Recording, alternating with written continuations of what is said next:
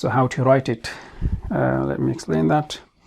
So it has two parts, the top and the bottom, the head and the tail. The head is written above the line, okay, and the tail is written below. Okay, the head is written above the line and the tail is written below. If you've noticed, the head is written like C, small c, and if you see the tail is written like a big C. So it's kind of connecting two C's, top and bottom, and different size. Okay, that's C. But if you see in the other forms, then you'll see differently.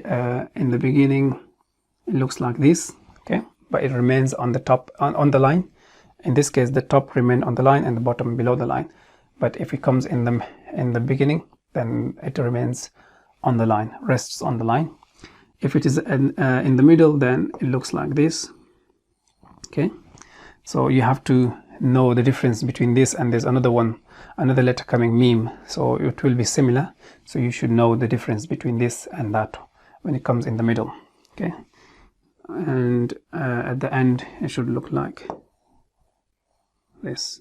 So in the beginning it stays on the line, in the middle it stays on the line, and at the end the top part stays on the line and the bottom under the line, and you can connect them. Okay, so again you should remember this, all this in future, because you will see another letter similar to it, so you should be able to differentiate between them when you see them in the real examples.